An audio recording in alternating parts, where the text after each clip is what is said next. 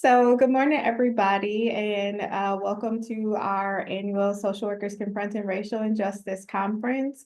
I'm Bethany Matson. I'm one of the co-chairs for the conference, and really happy to that you all decided to join us this morning for this breakout. If you are here for the breakout, Organizing to Build Power and Make Change, you are in the right place. We are starting here this morning.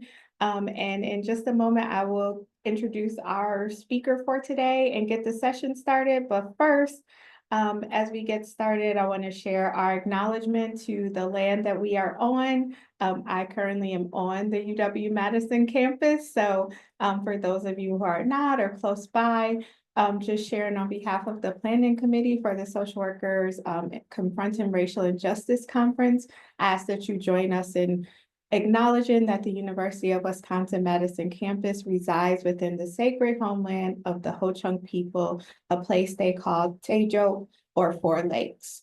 We respectfully recognize the inherent sovereignty of the Ho-Chunk people and the other 11 First Nations of Wisconsin. Whether you are watching this from the land of these 12 First Nations or more distant, we encourage you to learn about the history of the land that you are on. As social workers, we have a duty to look critically at the role our profession has played in the attempted cultural genocide and destruction of Indigenous families, as was the aim with boarding schools. With this conference aims to bring clarity about the past, but also seeks to challenge and inspire us all into action in our work in communities and to support Indigenous rights and racial equity. Just a couple of keeping things. This presentation is being recorded and will be available on our conference website at a later date. So please feel free to watch it later, tell your friends about it. I'm sure it will be worth a rewatch or a couple watches at some point. So make sure to look for that. And then just a couple things about Zoom. Just to access this presentation, you were required to provide a name and email. So this allows us to log all of our attendees, and we will email you information on CEUs for this presentation, and they will be distributed by email at a later date. So please don't expect the CEUs to come today or tomorrow. It's probably a couple weeks to a month, but you will get those if you are here watching this presentation, and we have all the information you need to do that. Your cameras and microphones will remain muted. We do have a Q&A feature button down at the bottom where you can submit questions for our presenter. Please know that, depending on the number of questions, and, we do have quite a few attendees here. Looks like we're at 145 so far and still growing. We may not be able to get to all of the questions submitted, but we will try to do that as we can. So now it's my pleasure to introduce our speaker, Stephon Whitley, who is here to talk about organizing to build power and make change. So I will turn it over to you, Stephon. Thank you so much, Bethany. Yeah. Good morning, everyone. As said, my name is Stephon Whitley. I'm an organizer in North Carolina right now for an organization called Industrial Areas Foundation. Industrial Areas, we often call Metro IF, has been around for over 80 years. Started by Saul Alinsky. And this organization has been able to create great change throughout the country. If you think about the Obamacare Act, which actually started as one of the components of things we organized, and Obama pretty much took in those, one of the wins that we had and made it Obamacare and just renamed it and took a lot of those things from it. That is the type of work that we do and we've been doing for over 80 years. I would like to start by telling you a bit about myself. This is a training about power, a conversation, an argument, we like to say sometimes. But however, I think it's important for you all to understand why this means a lot to me, why this power training is important to me, how it has changed my life, and why I do the work that I do. So one of my early experiences of dealing with power, experiencing power being used against me was when I was very young, about 13 years old. Grew up in Newark, New Jersey, a sheltered kid from a mother from the South who was worried about how rough it was in my city and didn't want me to play with the kids in my neighborhood and go out much and like just explore. However, one day I found myself where my mom allowed me to hang with the kids in my neighborhood and we were riding our bikes. And at some point, somebody said, "Hey, let's go to Hillside." And so Hillside is a city adjacent to Newark. It's more affluent, especially back then. It was a pretty nice neighborhood where Newark was extremely rough, broken bottles and tall project buildings everywhere, crime and police officers just always circling our community. Hillside was the opposite. It was manicured lawns, people who were doing extremely well for themselves or well compared relatively to a lot of my neighbors. So as we were riding our bikes to Hillside, we were excited. And it seemed like once we entered the city, it just seemed like everything changed. All of a sudden, I'm looking and I'm seeing the topography that I'm not used to seeing, manicured lawns, no glass on the ground, and the excitement just seemed to build within us. We were challenge each other to do tricks on our bikes, and we're having a good time. And out of nowhere, two police cars pulled in front of us, stopped on brakes, pretty much made us stop, jumped out the cars, and started, harassing us, saying, "Hey, who are you guys? Where are you from? Where do you live at?" And when we gave, the inclination of addresses of Newark, all of them started looking at each other as if they was like, "Yes, we're right. We got something." And so they made us get off our bikes, put our hands on the hot police cars. This was in the summer in July. And really started patting us down, asking us about our bikes. Where did we get these bikes from? Did we steal these bikes? What are we doing in Hillside? So it was a whole bunch of questions, but the questions seemed very accusatory. And so, we're scared and afraid, young Black kids understanding the dangers of being young Black males, in this country. And the officers ran some of the numbers on the bikes, the serial numbers on the radios. "Hey, we have a bunch of young males here, Black males. Is there any complaints about bikes being stolen or break-ins or anything?" So we were waiting for that information to come back. And while they were waiting, the officers at one point said, "Hey, you all go sit on the curb over there." And I thought that that was a good thing because the police cars were very hot. However, when we went and sat on the curbs, this was the 80s when the Isaiah Thomas short basketball shorts were in. So we all have on these really short shorts and we're sitting on this hot curve. And now it's so hot that we're switching from one leg to the other, trying to transfer the heat and trying to cool down at some points. And it seemed very rough and harsh. And we were waiting, it seemed like forever. And then at one point, one of the police officers came, actually the smallest, the shortest one of them all, came over and said to us, "Hey, we're going to let you guys go. However, before we let you go, we want you to know that we don't ever want to see you back in Hillside again. If you come back in Hillside again, we're going to arrest you." And so we were happy to leave. And while we were leaving, there was quiet though. The riding our bikes back home was different than coming. There was no joy. It was just very, very quiet. And I broke the silence by saying, "Hey, this isn't right." And one of my friends, he said, and this was one of the older friends who was known for fighting a lot. He said, "Man, shut up. They the police. They do whatever they want to do." And I have to be honest, I shut up because I didn't want to get into a fight with him. And so I just, the whole time on the ride back was saying, I can't wait to get home to my mother to tell her because she always fixes everything. And I'm sure my mom will fix this, that they're going to pay for this. And when I got home, I ran into the house, dropped my bike and went to tell my mother what happened. And she said, "Son, sit down." And she sat me down and she had to talk with me. She explained to me that as a young Black man, that's just the way things are, and it's nothing we can do about it. That I have to learn how to stay alive in these conditions and understand that I shouldn't just go anywhere. As a Black person, we're not allowed to do those things. And that really bothered me. That was the first time in my life that I actually felt like my mother was telling me something that was incorrect, that wasn't right. It didn't sit well with my spirit. And so I started at that moment in my life, starting to really grapple with all of the injustices that I was seeing, that I was experiencing, that I was a part of in different ways. And I carried those tensions with me throughout my life, to be honest, until I got into this work. And so I just wanted to open it up with that story. So not only that this story is something that you can hear about me, but what are some of the experiences that you have experienced or personally you've seen, you've read about that have made you have judgment about the term power and how you feel about power?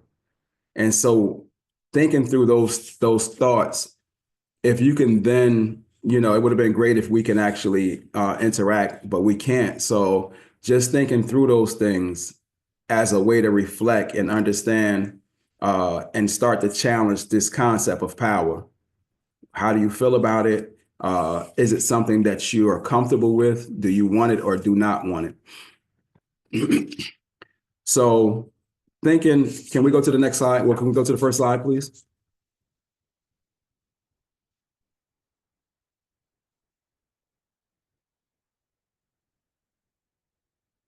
Thank you, Bethany. Well, the second slide, yeah. So in organizing, we have what we like to call a organizing paradigm. And in this organizing paradigm, we like to teach for people to think through these two different complex things, a world as it is and the world as it should be, right? In the world as it is, people are moved by their own self-interest. uh, those who have power anyway. They're moved by the desire for money, political gains, status, and just to maintain the status quo oftentimes. However, in the world as it should be, where we sometimes, if you want to call do-gooders or whatever you like to say, those of us who operate from a space of love, we operate from religious tenets. We operate from the thought process of do for others what you would do for what you would want and do for yourselves, um, and want for others the same, right? Or different moral values and rights. You think about terms like love, shalom, salam in different religions. We like to think of it when we talk about love as being in right relationships with each other and doing this type of work. Like, what type of relationships are we keeping with each other? Now, if you think about the world as it is and the world as it should be, unfortunately, oftentimes that world as it should be, that's oftentimes operated by people who have power, it does not change just because it's the right thing to do. Oftentimes, those changes happen because of tension.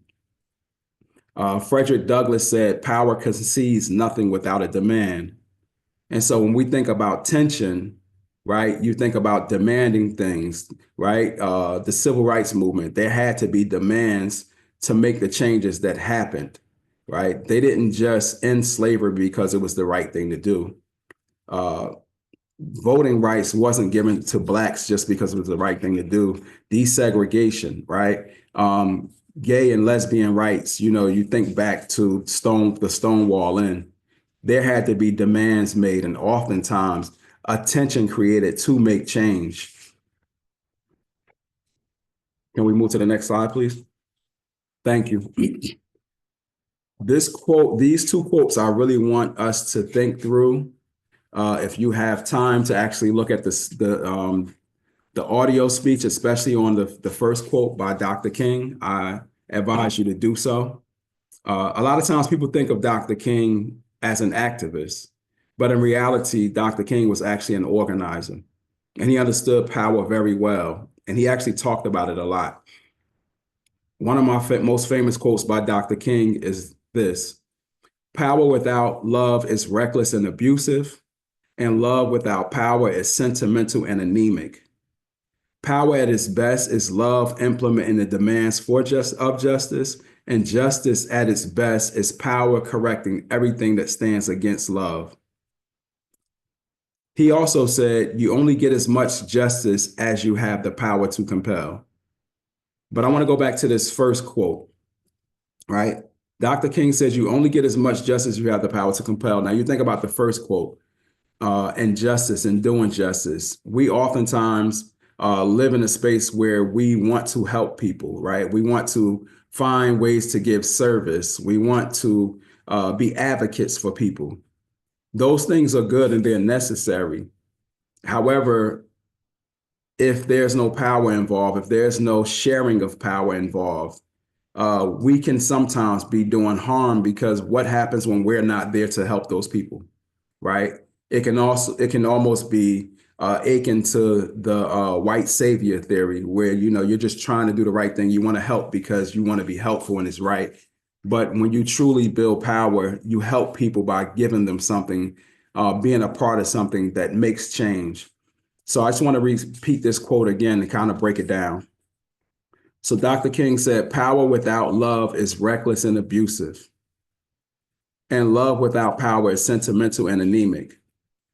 So where do we sit at in the way in which we operate to help others and to make things change and make things better? Are we on the side of wanting things to change but having no power? If so, then Dr. King speaks about that being sentimental and anemic.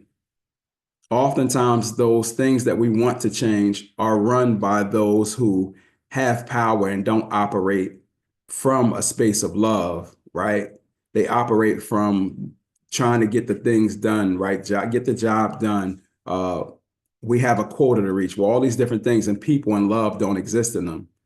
But Dr. King is saying that power at its best, right, is love implementing the demands of justice. So, meaning that we have to actually, and it's important that we do have power, those of us who want things to change, in order to make things in this country run in the ways in which they should run for the masses. And he says, injustice at its best is power correcting everything that stands against love. Again, meaning that we have to dig in there, but we also have to create that tension to bring the world as it is closer to the world as it should be, right? We can say in the world as it should be, young boys should be able to ride their bikes wherever they choose to. However, in the world as it is, we understand that that's not the reality for our young Black boys oftentimes. And so how do we change those things? We change them by building power and the necessity of power. Can you go to the next slide, please, Bethany? So this is just a drill, again, as I said, but you can just think through it. Maybe at the end, we can try to tackle some things and dig deeper, but a couple of the drills that we normally ask is what comes to mind when you say power. So if you want to write that down and think through it for yourself in the future, that's fine. If we can find a way also just to address some of these things, that would be very beneficial. Can you go to the next slide? And this is pretty much the same, just another slide that we normally use for you to think through. So you can write these questions down so you can dig in and ask yourself, because sometimes we have to do a reevaluation of ourselves and be honest with ourselves. So what are your feelings about power? Are you comfortable with power?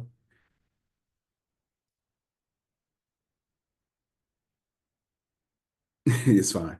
Are you uncomfortable with power? And the question is why, if so?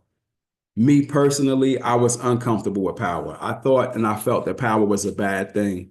And I explained to you why when I told my story or one of my early experiences of power, right? And so oftentimes our experiences contradict, or pardon me, not contradict, our experiences oftentimes decide and help us, push us to feel the way we feel about certain things, even such a term as power, because power at the end of the day, we can say is simply a word without a definition, right? But let's define that. Can you go to the next slide? So I think it's very important when something is as abstract as a word of power, to cleanse it and say what this actually means or what we mean when we say power. If you go to a dictionary, Webster or whatever, and you look up the word power, you will see that it simply says the ability to do or the ability to act, right? So to be able, you must have power, right? Your lights in your house don't turn on without power, right? Your car doesn't start without power. Your stove does not cook without power. So power is not a bad thing. It's actually a necessary thing to make change, to get things done. However, it is the way in which power that is used or misused that makes power bad. The next slide, please. Lord Acton quoted one day saying that power tends to corrupt and absolute power absolutely corrupts. I think this quote is very important for a number of reasons for us to understand. Oftentimes we get frustrated with systems, with people who have roles and have the ability to make changes and either don't or use their power in negative ways. This is kind of sort of a way, if you internalize this thought process in terms of power can actually corrupt, and it usually does when people have absolute power, meaning there's no checks and balances, right? There's also another quote that I've ran across one time, and I couldn't find the person who the quote was from, but however it said, powerlessness also tends to corrupt, and absolute powerlessness absolutely corrupts. And so we have to start sometimes thinking back, how do us not having power, how can that possibly corrupt us, right? Sometimes that corruption happens in the form of us doing nothing, getting so frustrated, just saying, you know what, we can't do anything, it's useless. I'm not even going to do nothing. I'm not even going to try. Or we sit around and we just talk about problems and, we post things and that's getting nothing changed. It corrupts us from moving forward and actually making change. Can we go to the next slide? We all, I'm sure, understand the word innate and what that means. However, when you think about power, and me saying that power is not a bad thing, it's actually a necessary thing. Power is something that is innate in us. It's a God-given desire to use, to be able to have power, right? If you take a child and you allow that child to just move about, they're going to do whatever it is they feel like doing, right? Because it's innate in them to be able to just move about, express themselves, and do the things they want to do. We have to actually teach them what not to do, right? Don't touch that stove because it's hot. Hey, don't play with that, right? Don't do this, don't do that. When we're doing these things, we're doing it for their own good. However, oftentimes we can be conditioning them and breaking down that God-given innate ability, desire to have power, to be able, right? Again, the term that we're saying about power means the ability to do, the ability to act. And oftentimes we have to be honest with ourselves about how we're doing this to our children, to other young people, to other adults, but also what were some of the things that happened in our lives? What were some of the conditionings that took place that somehow, some way formed us, right? Started moving us from that child who would do anything they felt like doing, but instead start checking and thinking through, is this something that is okay for me to do? Frantz Fanon, one of my favorite quotes by Frantz Fanon is, he says, the first thing that he's talking about colonization at this point. He says the first thing that the native learns is to stay in his place and not go beyond certain limits. And when I think about conditioning, I like to think of it in that manner, where there's been such a conditioning that you automatically think through, what are some of the things that I shouldn't be doing? You just instant, you think something, you say, nope, that's not something I should be doing. You start putting what you can, should, and can't do in places, or putting you in places of what you can't, shouldn't do because of the conditioning that has happened. And so in order for us to move forward, to actually be able to organize, to be able to make change, to want to actually be agents with power, I say that it's oftentimes super, super necessary for us to dig in and figure out, how do we tackle those things that have happened to us and start unconditioning ourselves, if that makes sense. Can we go to the next slide? Thank you. So when we talk about power, we like to express that there are two forms of power, organized people and organized money. So if you think of a union, oftentimes those unions have dues, right? And if you think of people, this union has 2,000 people, this union has 10,000 people. Usually those unions that have uh, larger amounts of people and pots of money have more power and ability. Because with the money, you can organize your people, you can pay for organizers, you can pay for lawyers, you can do certain things. But you also need to have people too, right? The more people you have organized, the more money you have. We like to say in organizing, in order to have power, you have to organize money and people consistently and persistently over time. You don't wait until there is a problem to get organized. You organize and start just working to build power. And when you have power, you always have a chance and opportunity to have a seat at the table because you will have recognition as well. Next slide, please. This is very important. Again, when it goes back to what we think about power, understanding that there are two types of power. One is dominant power. That's that power we, as good people, as do-gooders, as people who love our neighbors, as religious folks often think of, and it makes us think of power as something bad, right? Dominant power is usually used with domination. You know, it's used to maintain the status quo. The hoarding of things, whether it's money, whether it's not wanting to share opportunities, right? It's one way, like we're not sharing anything. No, it's my way or the highway. You just do what we say do. And it's usually very oppressive and violent. So if you think about the police shootings, the ways in which things happen that really move us inside in such a way that we feel bad about the people who have the power to do things, to make changes, or to make decisions, actually do things to harm us. That can be our police officers, that can be slumlords, those can be school teachers, school principals, whoever the case may be, those who again have the ability to act, to make change, and don't or use that power in the wrong way. However, we like to cancel that thought process out when we're talking about power. We don't want to get stuck there. What we really want to focus in on is relational power.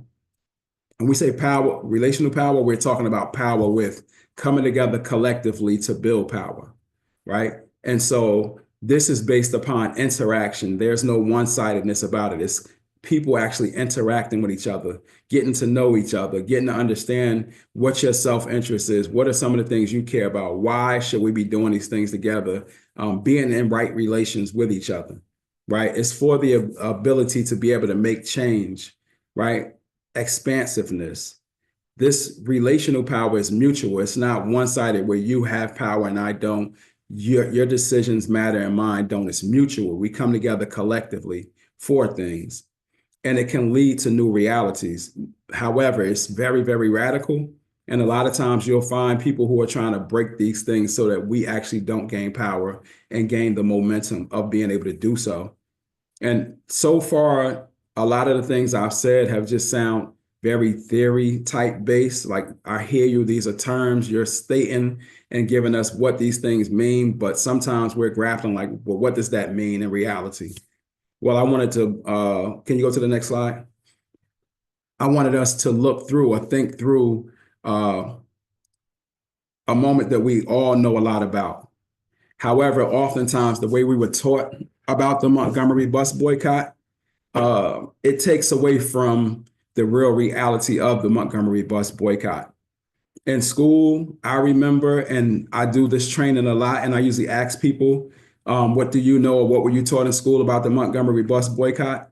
And we usually hear things that's channeled it down to simply Rosa Parks, you know, it was segregation, how the bus systems were set up in the South in, you know, the times of 1955. And Rosa Parks was frustrated one day, right? And she just had a bad day. And she said, enough is enough. I'm not giving up my seat when she was told to give up her seat. And because she didn't give up her seat, she went to jail. And when she went to jail, people started standing out saying this is wrong, holding signs, and marched for a few days, and things changed because it was the right thing to do, right? They realized it was wrong. Well, that's not what happened at all. That's minimizing it to such an extent that it's actually a slap in the face to people like Rosa Parks, Dr. Martin Luther King, SNCC, and others. So during 1955, the bus systems, yes, they were segregated, and Blacks were forced to give up their seats. So we're talking about dominant power, forcing people to do things, right? You can't do X, Y, and Z. You're not allowed. That was the world as it was. So what did it take? What type of tension did they have to put forth to bring the world as it was closer to the world as they wanted it and thought it should be? Can you go to the next slide, please? So this is what actually happened. This was actually a very organized movement. Rosa Parks was actually an organizer. For the 2 summers prior to this, she actually was going to organizer meetings and trainings for weeks, training and preparing for this, understanding the principles of organizing, as a lot of our other leaders did and were organizers, but we're taught to think that they were activists. And so Rosa Parks was chosen for this role, actually, right? Because for a few reasons. One, she looked the part on paper, but also physically. She was very fair skinned.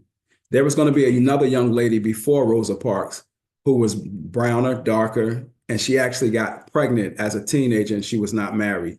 And they thought that, no, it won't be good to support and do this action with her because of the optics of it and how people felt about children out of wedlock and all these different things. So they chose Rosa Parks to actually do this. So this was planned. So when Rosa Parks did this, they already had certain channels, because you don't wait until it's time to do something. You be prepared. You build power continuously. So when it's time to act, you can act effectively. So when Rosa Parks finally did go through with it and the word traveled, everybody started making calls. They went and printed out flyers saying, we're not riding the buses anymore. So what really took place and what made that change was 40,000 people refused to ride the bus. They didn't refuse to ride the bus for a day, a week, a few weeks. They refused to ride the bus for 381 days, more than a year, 381 days not riding the bus. What they did instead was they organized in different ways. The Black cabs took 10 cents fare to get people where they were going, right? That was the fare that the buses normally charge. People carpooled, walked to work together, to school, wherever they had to go. They figured ways to keep this momentum going. We talked about organizing consistently and persistently. That's what it changed to make change. That's what power looks like. And after 381 days, what happened with that bus company is they lost $1.5 million in revenue, right? Which today will look like 15 million. And so when I said organized people and organized money is what we refer to when we're talking about power, the 2 forms of power. Well, think also when you pull back your resources, that's also a form of power, right? Pulling back, not spending money, not going to work, right? Having strikes, those are all forms of pulling back resources. So through this work that these individuals, large groups of people, 40,000 people did, that's when the federal courts changed the ruling and said, you know what, desegregate the bus systems. In the 14th Amendment, it was put in place.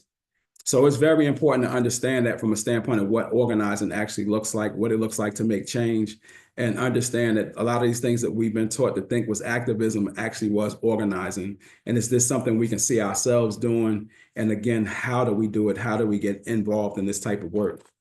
Can you go to the next slide, please? So I just wanted to go back again, because I really want this quote to stick in our minds. I want this quote to stick in our minds. I would like for people to keep thinking through the lens of the world as it is and the world as it should be. And again, Dr. King is talking about what is necessary to bring the world as it should be, at the world as it is, closer to the world as it should be.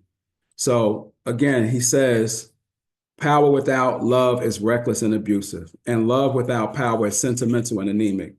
Power at its best is love implementing the demands of justice, and justice at its best is power correcting everything that stands against love. So in order to correct power, you have to be in it. You have to apply attention. You have to actually build power with love, and then have the checks and balances that are necessary to make change. And again, Dr. King also said you only get as much justice as you have the power to compel. So if we want justice, if we want to see justice, if we want this to be a more just space, then we need power to compel others to make changes. Can we go to the next slide, please? We can skip this slide because we've already spoken about this. Thank you. So how do we build power in a way that's not like that dominant power that we talked about? How do we build relational power, right? A power that is good, a power that is just. You have to think first and understand the difference between dominant power and relational power and how you build it. Dominant power is based on force, right? So if people are being searched by the police, stopped by the police officers, at that moment, oftentimes if a police officer pulls a gun out on someone and he says, stop what you're doing, come here, put your hands against the wall, that person will oftentimes comply. That doesn't mean that he gave consent, he or she. Sometimes a police officer actually may ask you, is it okay if I put my hands in your pocket? And you may not really feel that it's okay, but you might say yes because of the threat that might come along with if I say no, right? So this is conditional. This consent is conditional, right? And that consent is broken when that threat is gone. So if something takes place and happens for whatever reason, in those instances, when that threat is gone, when the foot is lifted off the neck, whatever the case may be, that's when there's no longer, the consent is no longer there because it was never true consent, informed consent to begin with. So in relational power, we like to teach that it's based upon voluntary agreement and based upon one's self-interest.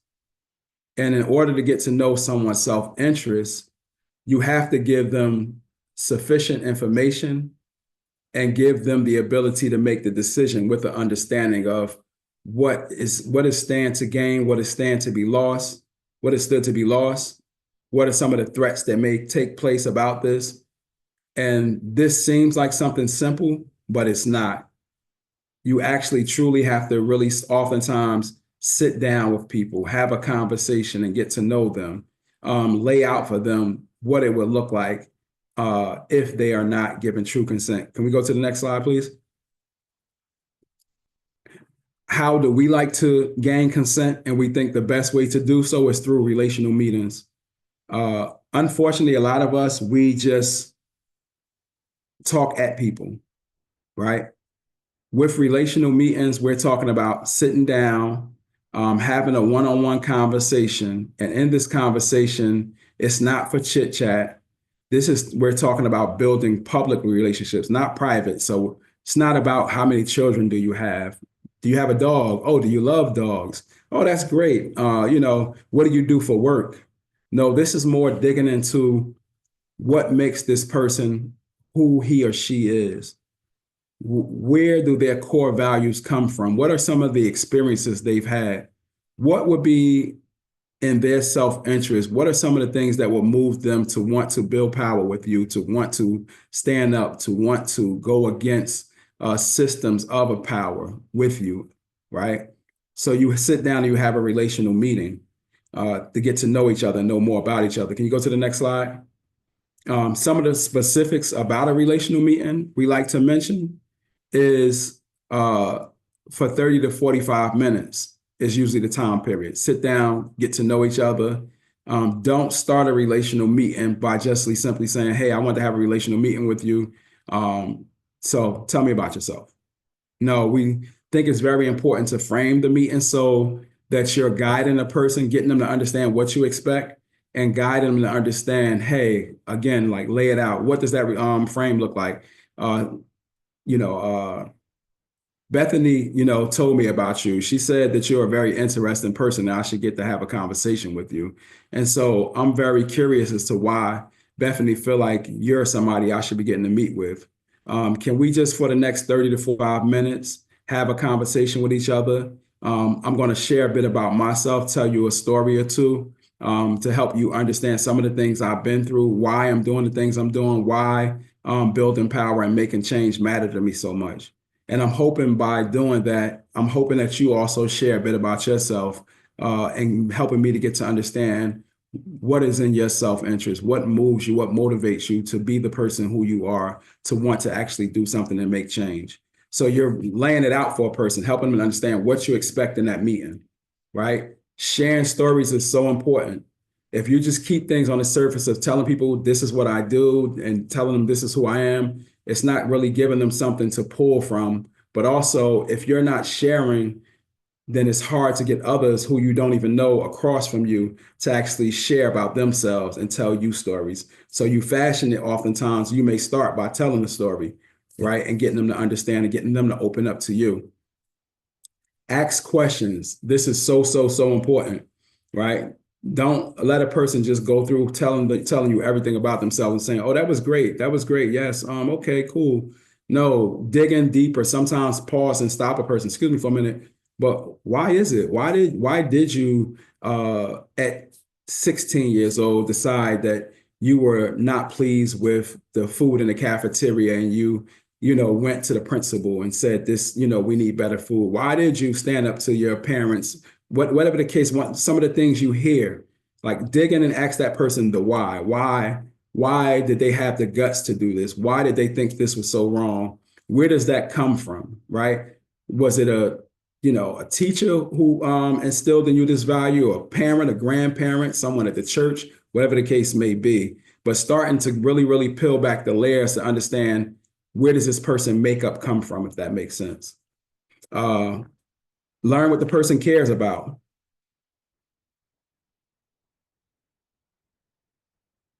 Okay. So we're actually going to, what we're going to do, and I think this can be very beneficial, is I would like, I guess, me and Bethany, if it's possible, Bethany, that we do a relational meeting to fashion it for people and see and show them what that's like. I'm looking at maybe possibly 15 minutes just to fashion it. Is that okay with you? Sure. Great.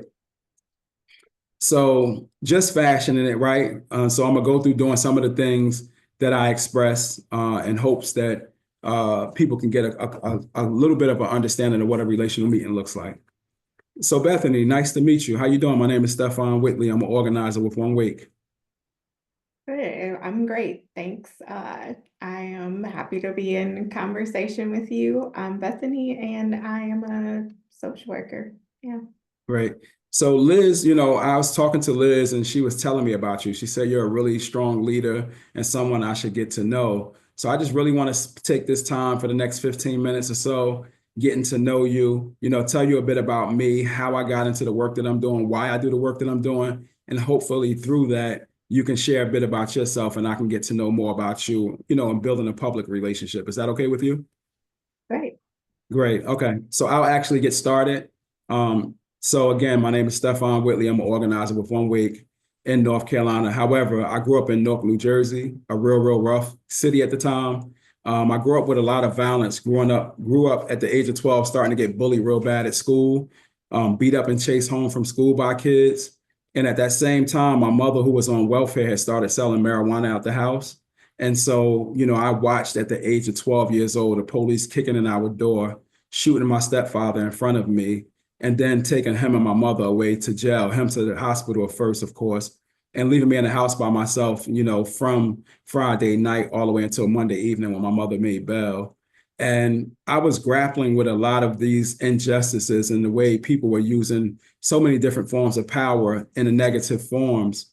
And I remember the frustration really, really grew at the end of that seventh grade year of education, where I was one of the smartest kids in my class. At least that's what the teachers would say. But when it was time for us to get our paperwork for what we would be doing next year, I actually got a failed grade and said I had to repeat school, not because I didn't pass tests, but because I failed coming to school enough times. I missed 39 days of school. And the rule was anybody who missed over 30 days had to repeat class. And I was baffled by that because I felt like, how is this possible when the reason I actually missed these 39 days of school was either I was scared to come to school because it was unsafe for me, And even some of those days, I was actually healing from getting beat up after school. And so that just really started having me have a certain type of anger that I didn't know how to channel. And before you knew it, I found myself in the streets getting into trouble and actually started getting arrested. And it wasn't until one of my professors, while I was in prison, right, introduced me to this thing called organizing. And I got into it. I started doing this organizing work. And to me, it just changed my life because I actually started to realize what it looks like if we build power together collectively. So that's just a bit about me, my why, why I do the things I do, why it matters so much to be an agent of change and trying to work together with others, because I feel like it's the main and best vehicle to actually be effective at change. So can you please just tell me a bit about yourself? Or if you have any questions, I'm also willing to answer those. Yeah, I'm wondering, where do you think you were able to kind of build the resilience to, keep going through things, to like overcome like all the issues with like seeing your parents and the struggles that they went through, your struggles with school, being incarcerated? Where do you think that drive comes from? Do you see that as something that you saw with your parents? Is it something you built over time? Like where do you think that comes Yeah. from? I think several numerous places. I'd say religion, faith, right? I always had a strong faith in God growing up. My mother was the epitome of not letting things break her. And so just to be able to see a woman be as strong as she was, and she was my teacher, right? I didn't have a father growing up. So my mother was my role model. And so she just fashioned for me what it looks like to be resilient no matter what. She made some bad choices, but she was one of the strongest people I ever met in my life. But also, to be honest, I grew up in a place where those things were the norm, right? And so if everybody is dealing with this and everybody is just keeping moving on, uh, it was for me at many times, it was just, how do I keep going? How do I keep going? How do I keep going?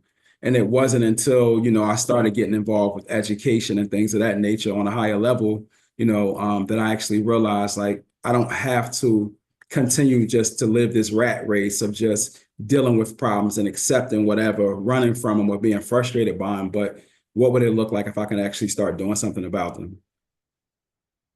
And as an organizer, are there specific, um, you know, causes or things that you feel really most passionate about, that you spend a lot of your time doing organizing work around? There are so many. Dr. King said an injustice to one is an injustice to all. And so honestly, all injustices just rub me the wrong way. Like I'm a product of bullying. So I just injustice feels like bullying to me. But the things that I hold and I care most about wanting to do something about would be criminal justice reform, but more importantly, how do we help our at-risk kids? Things like trauma-informed care. How do we change the narrative of these people who are going through these things, who are making these mistakes, who are going against the social norms, that they are the problems? And how do we start looking at it as understanding, no, there's systems that put these problems in place, and these people are just victims of it. Unfortunately, oftentimes they may do some things that are wrong, even wrong to others, but the systems are actually the bigger problems than the people. And so if we're not attacking the systems and we just keep, whether it's putting people in prison, punishing folks, then there will keep being more and more people who keep doing these same things. So if we can change the systems, then we can change the things in which people do. Makes sense. And as an organizer, how do you define leadership, and kind of what is your leadership style? Yeah. So that's a great question. In organizing, we actually have a specific definition for leader or leadership, right? When we say leaders, we look for leaders in the work we do to work with them. But we say leaders not meaning a person with a title. When we say leaders, we actually mean a person with a following, someone who will bring and can bring 5, 10, 20, 50, 100 people into a room. So who would be that person if you wanted, you were having a cookout and you wanted people to come? Who is that person that you would call and say, hey, can you get a bunch of people here? Can you make sure the family come, or whatever the case may be? Those are leaders. Sometimes we don't look at them that way, right? We just look at them as, oh, this person has contacts. But no, who is the person that if you needed to get some people in a room, that people would actually follow? Yeah. Thank you. So, I mean, yeah, tell me a bit about yourself. Like, where did you grow up? How did you, how was growing up where you were from? Yeah, I am a lifelong Wisconsinite, originally from Milwaukee, but I've lived in Madison for a long time. Grew up in a pretty close-knit family that really struggled for a long time financially. My mom worked multiple jobs most of the time, just trying to like make ends meet for a long time, and then eventually decided she really wanted to be a teacher. So in her late 30s, she went back to school, got her degree, became a school teacher. And so that just both kept me invested in like making sure that no matter what, like the only barrier to doing anything is me and the ability to like overcome things just like I watched her overcome and like make a way when it seemed like there shouldn't be a way for any of us. So, still have a very close-knit family. I fell into social work. There wasn't any like thing that was like, I don't have one of those stories where I'm like, I knew I wanted to be a social worker at 6 years old, and I had the social worker came and like, I don't have that story. I just kind of fell into it because I do, and you talked about innate in us. I do feel like so much of what is a part of social work or what I've come to believe is a part of social work feels innate in me, and that social justice and advocacy and connection and relationships with people are the most important things. I can't do anything else, but I can try to connect with different people and make them feel heard and seen, because that's kind of what I've always wanted, and it's what I want to be able to give for other people. So using this, innate like true drive within me to connect with others, because it's the connection that I crave with other people. So that kind Can, of as a social worker. can I pause you for a minute? Of course.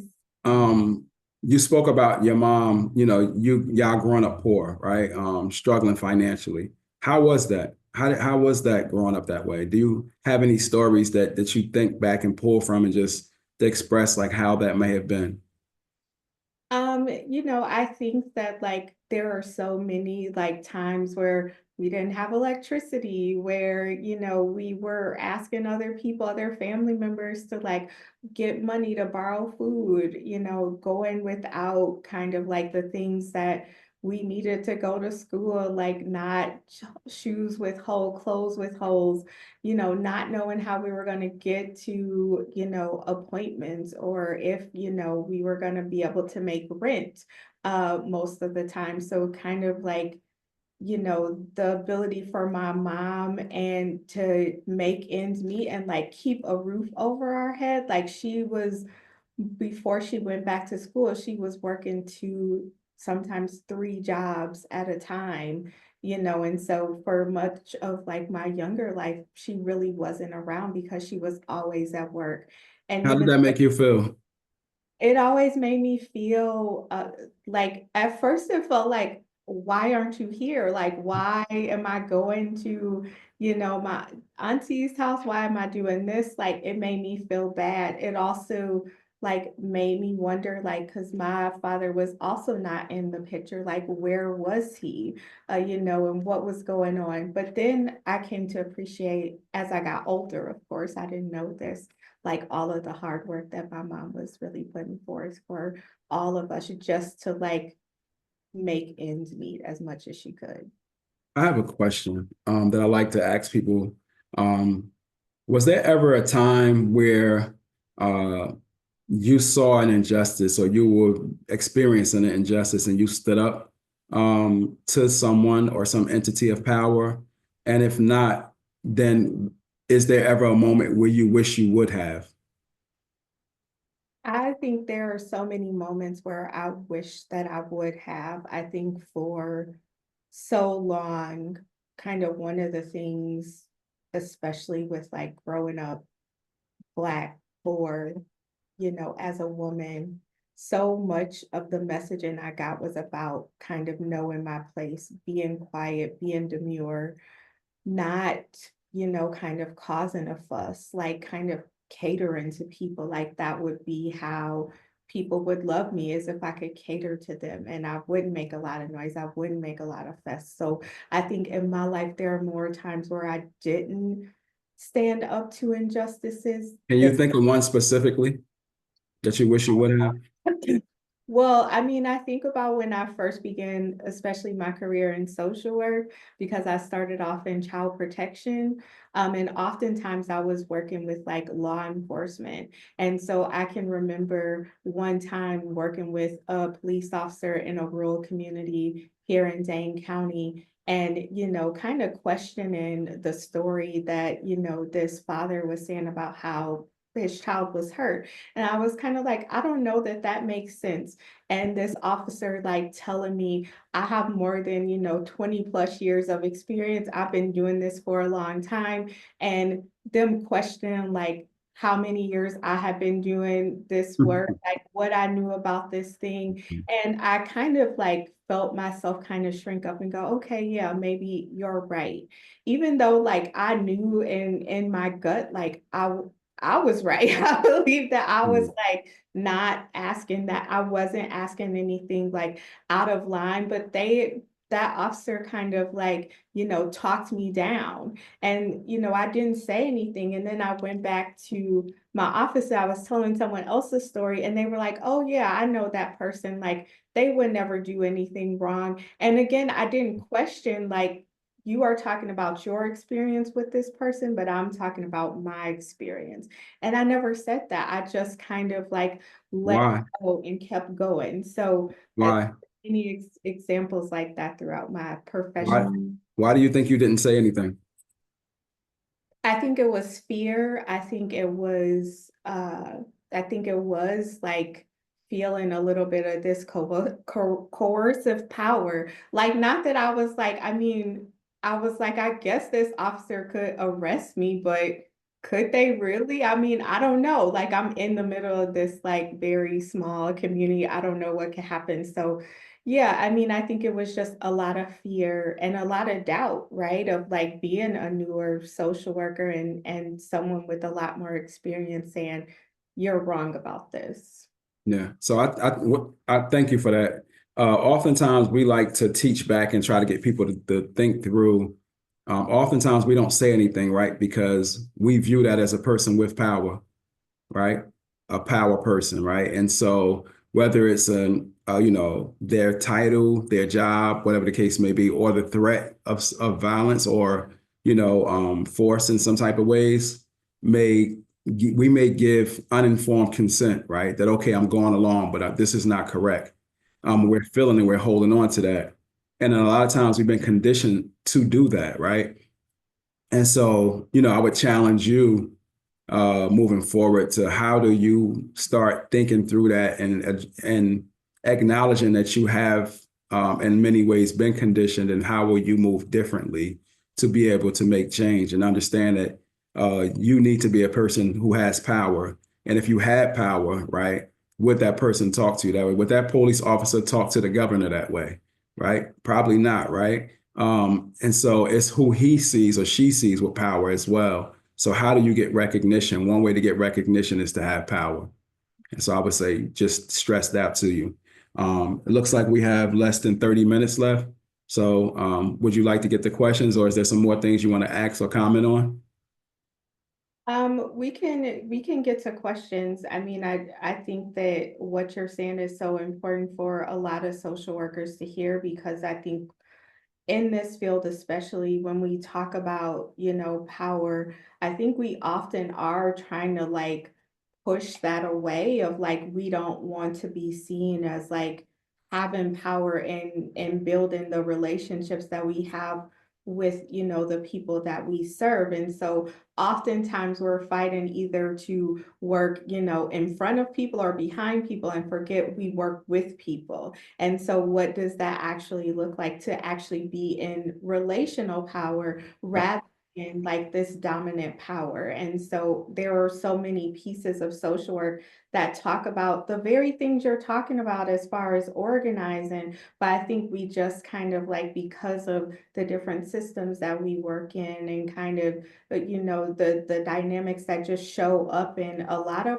our work that does tend to belong to these more punitive systems, we easily get pulled away from like seeing how much of organizing is a part of social work, that social work is an organizing practice. Like it should Yes, be, that should be the direction that we're all working towards. Um, definitely. so yeah, I can answer ask some questions here. One of the first ones that came up was someone wanted to know how old you were with that experience in Hillside, or age. How old was I during the experiences in Hillside? I was about 13 years old. Mhm. Mhm. And let's see. And then someone also asked, can you talk about how you see the difference between activist and organizer in terms of power and effectiveness? Great question. Uh, we understand and don't knock those who are activists. Like everything has a place, right? Service work, activism, and uh, organizing are three different things, right? Service workers oftentimes, put band-aids on problems. You provide a service, which is helpful at the time, but you're not changing that problem, right? You're just helping a person at that moment. Activists oftentimes, uh, it creates a lot of attention to something, right? We sometimes liken it to if you pour gasoline on a concrete and you light a match, it's going to be a big flame. It's going to get a whole lot of attention, but then it dies out, right? It's not going to keep burning. It's going to die out. The difference is with organizing, you organize and you're building power collectively with people and you're maintaining that. You're keeping it going. You're not doing it just for this one specific issue because something happened, but instead you're actually building power so you can be ready for when things do happen. You can actually look at how can we make changes, but more importantly, you're recognized for it and you get seats at the table and you continue to keep building that momentum by attacking things, getting a win, keep moving on. And you do this oftentimes, we say, by through an organization, right? Can you organize a group of people? Sure. But the best ways that we know to build power is through organizations. So how do you build an organization that builds through organizing money and organizing people that then makes large scale changes? Yeah, yeah, great answer. Thanks. What are your thoughts about personal power and the complexity of using it in both social and political conversations? Uh, I wish I could know more about what the person meant when they said personal power. Uh, because we say, again, when we say power, we say organize people and organize money, right? And so the question is, do I by myself have power? Sure, I can get up, I can do the things that God allows me to do. But how much change can I actually make by myself? If I don't have a ton of money, probably not much, right? If I'm not put in a position that says, hey, this title says he has power over these people, then probably not much change things I can do and I can control. Do folks who have a lot of money, like Warren Buffett, whoever, like they have power because they have organized money. Some people are able to fund elected officials, right? And so they get the things that they want to get done by using their money, organizing their money in such a way. But us by ourselves, me personally, just walking, if I just wanted to say, I want to call up the president of the United States right now, the mayor of Raleigh, or whoever the case may be, and say, hey, I want to meet with you. My name is Stephon Whitley. When are you available? I'll say, what? Like, who are you? First of all, I'm not even going to get through to them, right? If I go to the school and I want something to change, right? My mother, I was a kid who was getting beat up and pummeled. My mother came to the school and complained about it. Nothing changed.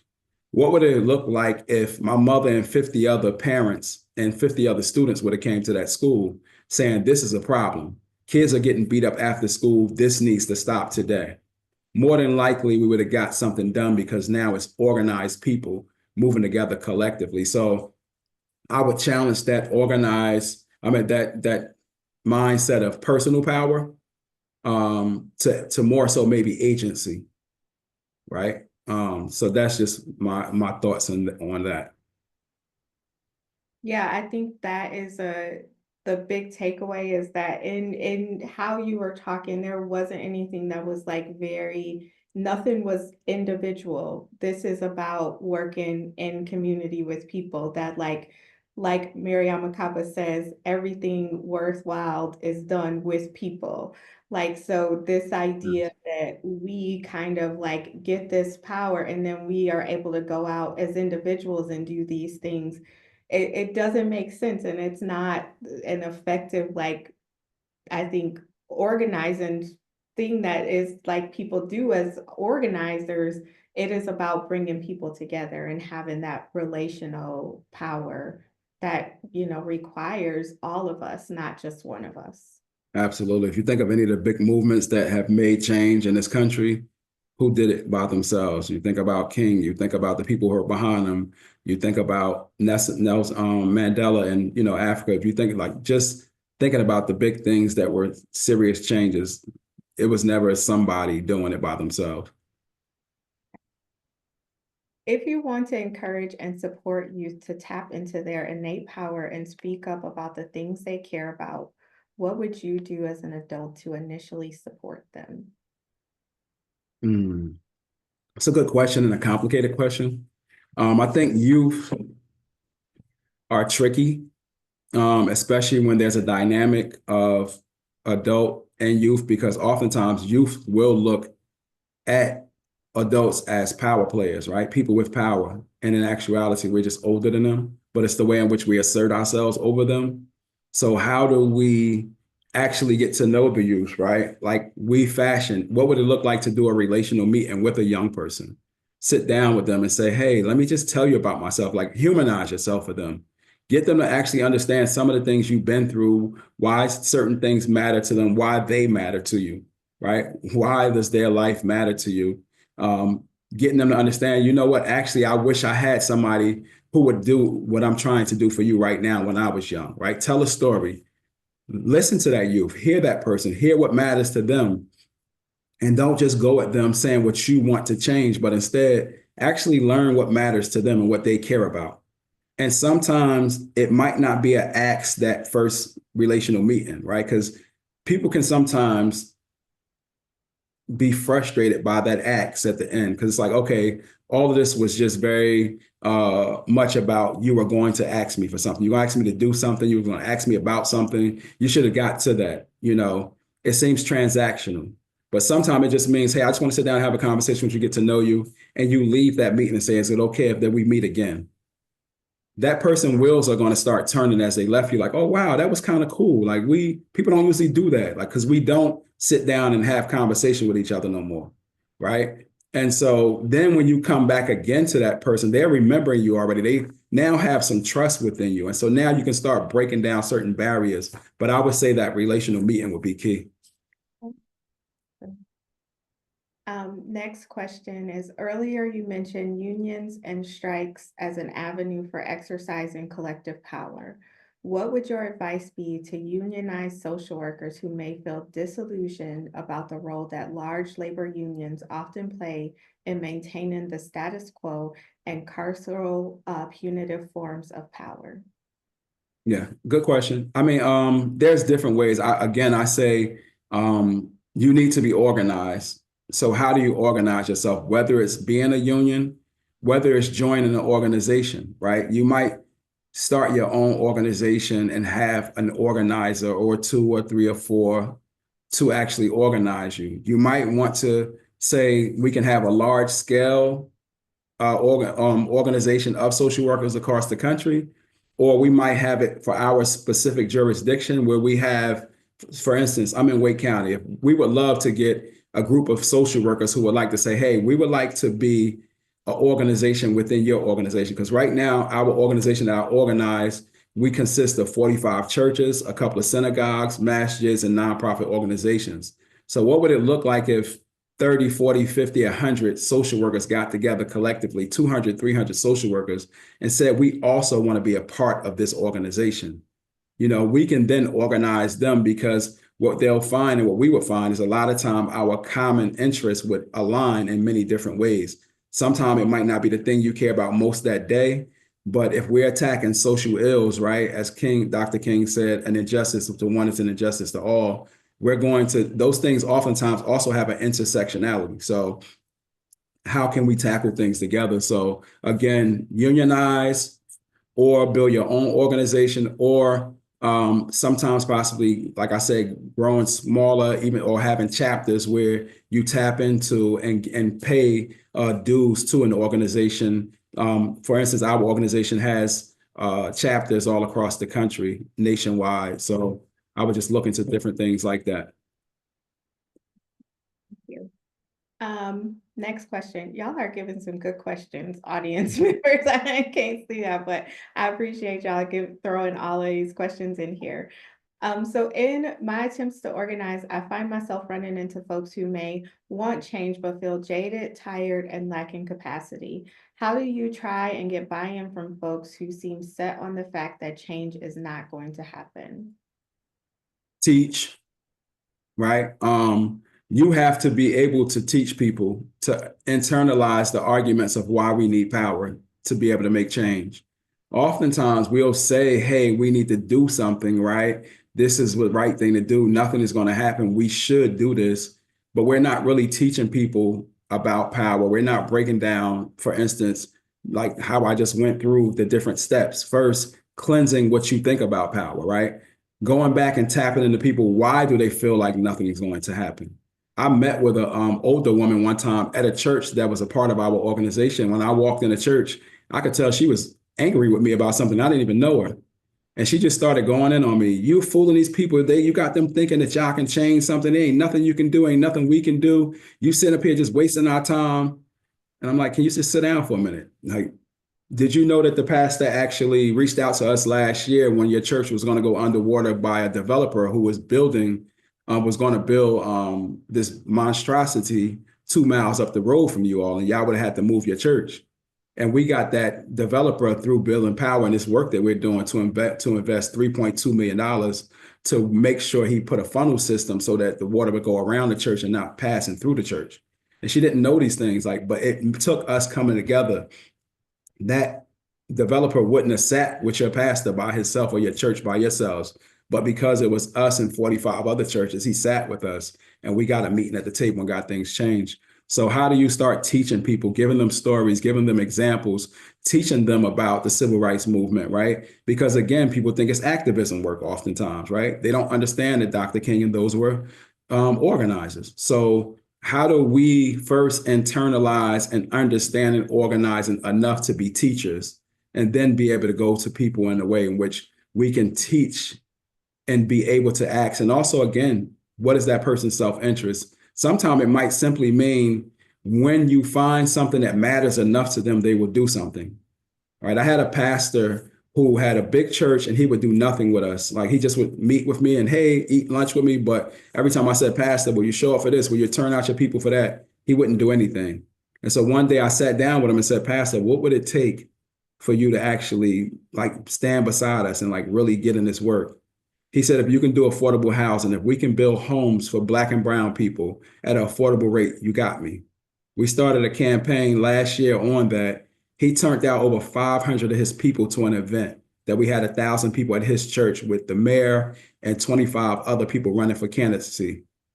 So his self-interest. So it's just those different type of things, understanding how to get consent from somebody, informed consent. Yeah.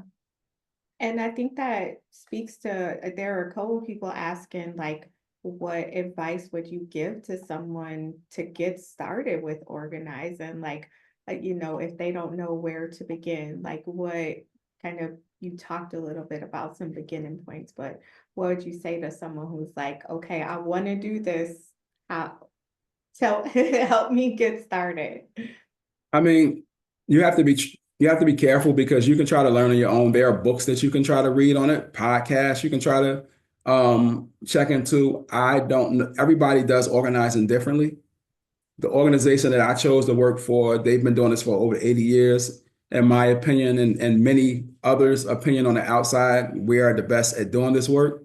And so oftentimes we have trainings, right? In North Carolina, we're going to have a 7-day training in July. We have 3-day trainings. Sometimes we'll have 2-day and 5-day trainings. So what is there? Who are people who are organizing, who actually give trainings that you can possibly be a part of? And just try to figure out, are there some organizers that somebody might know that actually teach you different principles? And in that same thread, people are, wondering like your thoughts on like use of social media to communicate and kind of, start organizing, like how you do that, if you do that. We push against it because social media is a great vehicle, and granted, some people can use it better than others, but it's difficult to build a relationship through social media, right? We organize through relationships. We're talking about relational power. Social media can be that component where people are just, it's kind of like activism. We're coming together because this is wrong, but we don't really know each other. I don't know why you want to do something, why you want to make change. I'm not sure who the leaders are, right? And so you oftentimes can be depending more on media, right? And outbursts opposed to having people digging down, sitting together collectively, digging in, rolling their sleeves up and getting dirty. But it's the easy option right now. I think that's the problem. We have to find a way to do the work. How can you get you and other leaders to then bring people to the table? How many people can you bring? Can you bring 10? You can bring 20, you can bring 30. Okay, wow. We have 100 people who are ready to do this. And of course, the numbers can get a lot bigger depending on the people you have and the amount of people you have. As far as like there was a question here about how do you explain to allies your use of power when building relationships with others that they may not see or view as important individuals or groups needed to advance a cause. For example, partnering with law enforcement or other entities who historically are not viewed as allies or advocates. That's a good question. So basically, how is it possible to tap into people sometimes we may not view as people who might want to see change? Okay, yeah. I mean, so oftentimes those things happen when those individuals see it in their self-interest, right? Or they get so frustrated with something, right? And they want to do something or building a relationship, right? And so it can be one of all of those things. I'm thinking back to when I was in New York. Mayor de Blasio promised us $500 million for affordable housing for senior citizens, and he reneged on it. And we started causing a problem for him. And I remember one of those problems we caused was we had 6,000 people show up in front of City Hall, right? And what actually happened, what made that easy for us was the police officers actually helped us, right? They didn't give us problems and make it hard for us because they didn't like de Blasio. We had a common enemy, right? So they were like, oh yeah, come on, I'm gonna help you. We're gonna make sure we block off the highway. Like, how do you want to get there? And so again, it was in their self-interest. It was in their self-interest to want to see him start to change or even be the butt of, whether you want to call it ridicule, whatever the case may be. But they found it in their self-interest to want to work with us on this matter. And so the officers in Baltimore, no, officers in Baltimore, I think it was Baltimore after Freddie Gray. Those officers actually led the strikes, right? Led the walks for, this is wrong. They came together collectively and said, hey, we need to get on the floor because they needed to change the way people were perceiving them. Which side are you on? This is right or this is wrong. And so I think it was Baltimore. I'm forgetting if it was Baltimore, but it was one of the cities that one of our sister organizations work in. That actually the police officers were the ones who led the march, was at the forefront of it. And then Yeah, I mean, and kind of as we come to the end here, wondering if there are like, resources you want to direct people to either learn more about your organization, about specific causes you're really passionate about, or like just in general, like good resources for those who are, again, looking to kind of get more into finding folks who are organizing and get deeper into the work of it. Yeah. So I mean, different books I'm thinking through, Rules for Radicals, Saul Alinsky, um, just looking up Industrial Areas Foundation, and just learning more about, the organization, learning about the organizing and the type of organizing we do, but also are there chapters near you that you would be interested in? The Industrial Areas Foundation always loves, again, we're relational, so we love to sit down and just have conversations with people. So you can literally look up one of our organizations that may be near you or in a place that you care about, and then reach out to, somebody from that organization and saying, hey, I would like to have a relational meeting with you, right? I would like to learn more about the work you do. I'm interested if you guys are having training. I would like to bring a group of people. And those things can happen. We've been recently training folks from the Groundwater Institute, who do race inclusion, race equity and inclusion work. So it's always different forms of things. And just type up different things, right? IFF organizing podcasts, whatever the case may be. Awesome, thank you. And just as a close, any kind of other words of like encouragement or inspiration? Because, with the questions, there is a lot of, I mean, I think a lot of people are feeling like really stuck. I think that's the best word for it. So just like, how do we make sure we do continue to move forward and do the work that is necessary during this time?